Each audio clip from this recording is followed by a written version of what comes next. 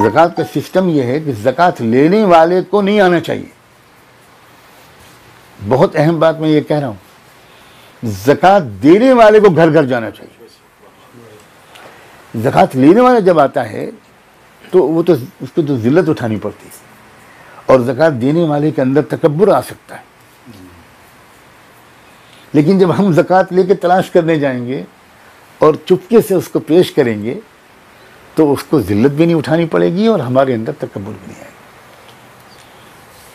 हज़रत आयशा रज़ी अल्लाह तआला अन्हा, हम सब की माँ, उन्होंने अपने भांजे उर्वा को बुलाया, कहा बेटा ये ज़रा कुछ दिरहम दीनार ले जाओ और फलां साहब को दे आओ, उस जगह रहते हैं।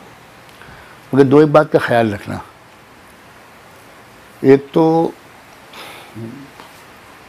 उनके हाथ में मत देना, वो जिस पलंग पर लेटे हों या चटाई पर लेटे हों वहीं रख देना,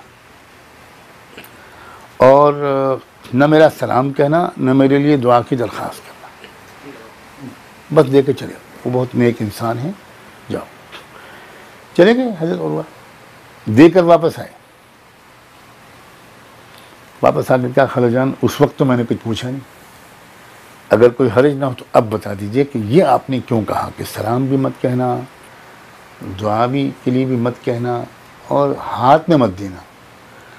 तो बेटा देखो बात ये है कि अगर सलाम में कहलवाती तो वो जवाब दिलवाते, तो इसका मतलब ये हुआ कि मैं इस नेकी का कुछ बदला उनसे भी लेना चाहती थी। अगर मैं दुआ करवाती तो उसमें भी यही मुश्किल मसला था, मैं दुआई की शक्ल में उनसे कुछ बदला ले लूँ।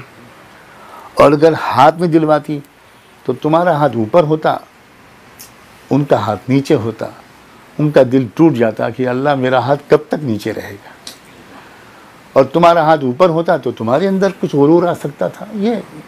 ये है सिस्टम इस्लाम में खर्च करने